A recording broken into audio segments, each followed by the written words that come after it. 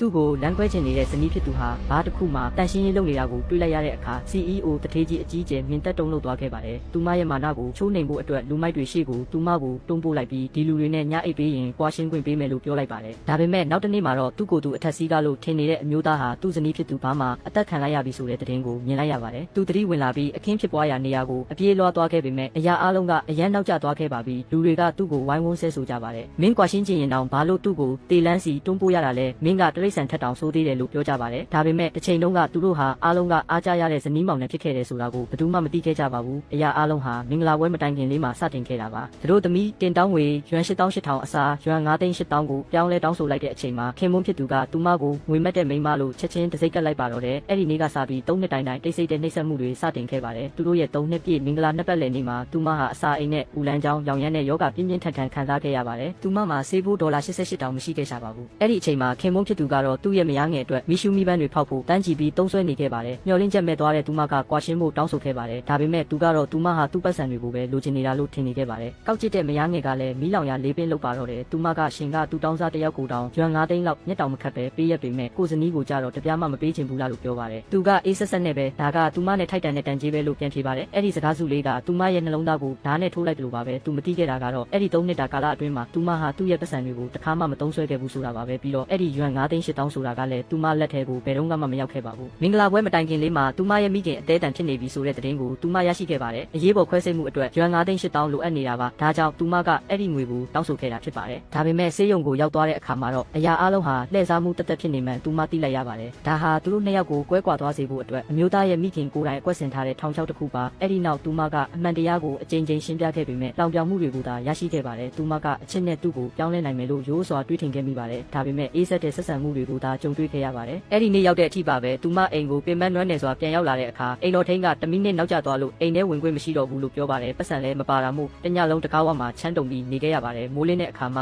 အိမ်ထဲကိုဝင်ခွင့်ရခဲ့ပြီးဖောက်ပြန်မှုတွေနဲ့နှင်မွန်းနေတဲ့ခင်မွန်းတီစီကိုကွာရှင်းစာချုပ်သွားပေးခဲ့ပါတယ်။သူကစီကန်းချက်တစ်ခုတောင်းဆိုပါတယ်။ရွှန်9,800,000ကိုပြန်ပေးအဲ့ဒီကြမှာဆက်ပြောမယ်လို့ဆိုပါတယ်။ပတ်စံမရှိတဲ့သူမအနေနဲ့ဘလို့မှပြန်မဆက်နိုင်ဘူးဆိုတာကိုသူတေချာသိနေပါတယ်။ဒါကြောင့်သူမအနေနဲ့သူ့ရဲ့အဆက်ခွဲမှုတွေကိုဆက်ပြီးတီးခံရအောင်မယ်လို့ယုံကြည်နေခဲ့တာပါ။သူမကအပြင်ထွက်ပြီးအလုပ်ရှာခဲ့ပါတယ်။ဒါပေမဲ့သူကနေရာတိုင်းမှာသူမကိုပိတ်ပင်တားဆီးခဲ့ပါတယ်။အလုပ်ရှာမရတဲ့အစုံဘားတစ်ခုမှတန်ရှင်းရေးဝင်လုပ်ခဲ့ရပါတယ်။ဒါတော့မှသူကသူမကိုအေးအေးဆေးဆေးမနေခွင့်မပေးခဲ့ပါဘူး။မယားငယ်နဲ့အတူတူသူမကိုအဆက်ခွဲခဲ့ပြီးအရက်ပလင်း58ပလင်းကိုအတင်းတောက်ခိုင်းပါတော့တယ်။အဲ့ဒီအချိန်မှာသူမကစိတ်သက်သာရာရသွားတယ်လို့တောင်ခံစားလိုက်ရပါတယ်။အားလုံးကိုတောက်ချပစ်လိုက်ပြီးပတ်သက်မှုအားလုံးကိုဖျက်တောက်လိုက်တော့မယ်လို့တွေးလိုက်ပါတယ်။ဒါပေမဲ့သူကသူမကိုအလွတ်ပေးဖို့မတွေးထားခဲ့ပါဘူး။လူမိုက်တွေနဲ့ညအိပ်ပေးရင်ကွာရှင်းပေးမယ်လို့ပြောပြီးမယားငယ်နဲ့အတူထွက်သွားခဲ့ပါတယ်။ဒါဟာသူ့ဇနီးကိုနောက်ဆုံးအကြိမ်မြင်တွေ့ရခြင်းဖြစ်သွားမယ်ဆိုတာကိုသူလုံးဝမထင်မှတ်ထားခဲ့ပါဘူး။